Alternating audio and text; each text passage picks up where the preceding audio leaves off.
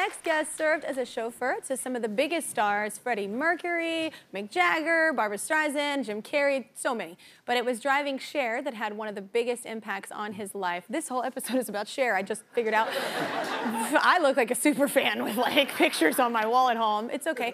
It led him to write a children's book all about celebrating kids facing adversity, particularly craniofacial conditions. Let's welcome the author of The Arrival of Jessica BunnyDuck, Harry Bird. Give it up for Harry. So, I'm going to start with this. How did you become a chauffeur to like celebrities? How'd that happen? It was being in the right place at the right time. I was working for an agency and I got a call. There's a superstar wanted a chauffeur for at least 8 months. It was Freddie Mercury. Wow. And I drove Freddie for 8 months, went back to working for the agency. Yeah. And then I went to the St James Club, which was the hotel in London. All the stars stayed there. Oh, wow. I was working with Bon Jovi. Oh, right on. And then Richie Sambora says, my girlfriend's coming in. That was Cher. Okay. Just, I love you said my girlfriend. Then, yeah. No one's heard of her. Yeah. Oh, she's supposed to be incognito.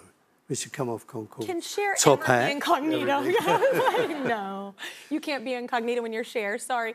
Well, in 1985, everybody, Cher starred in the critically acclaimed film Mask. She played a mom of a young man suffering from a disease that, in part, causes an overgrowth of bones in the face.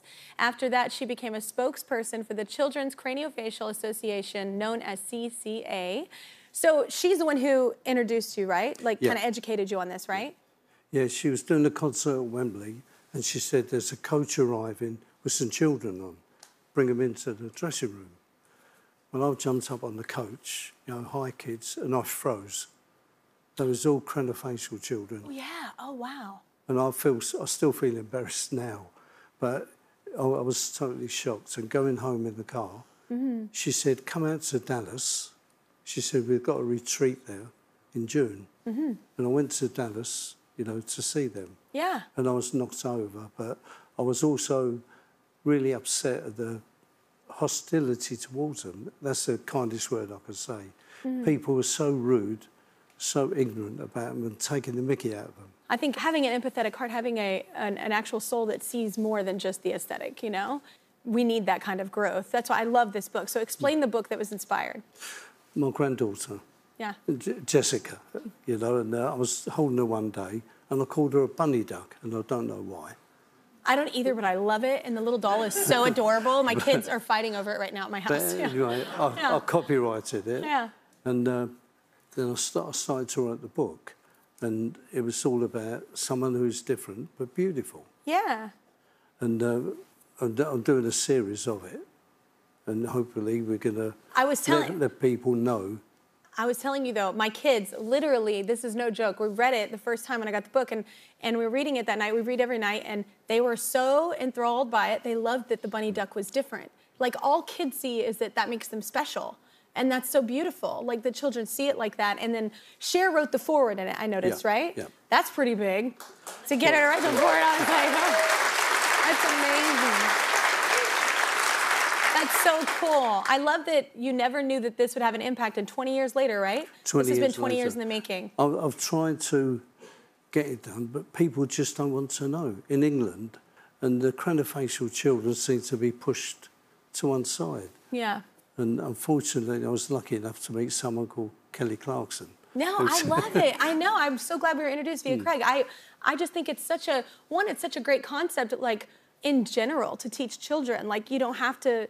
We can all be different, we can be special, and that's what makes us special, and I think that's awesome. And then also, just the awareness that people like you know, you've said years ago, you walked on, you had never really been impacted by craniofacial, like anything like that, so it impacted you, and I think that is what we all need, that direct impact. But you have bigger plans for Jessica, right? Yes. And the BunnyDuck books, right? There's a series, right? What we're hoping for as well is to get animation done. Yeah. And bring it worldwide. That's where I want to go. Yeah. But I know I haven't got the ability to do it by myself. Yeah, well, nobody does. We all need help, yeah. This launch pad here is absolutely fantastic. No, great. That's awesome. My kids, I'm not lying, they loved it. And some of the proceeds go to CCA, right? Every penny from the books is going 100% to CCA. It's incredible. And any merchandise. That's amazing. So, Jessica BunnyDuck, that's the book, it's so cute. Jessica BunnyDuck, the book and the toy are so cute and represent something so important. So everyone in the audience is getting a copy of the book and the toy.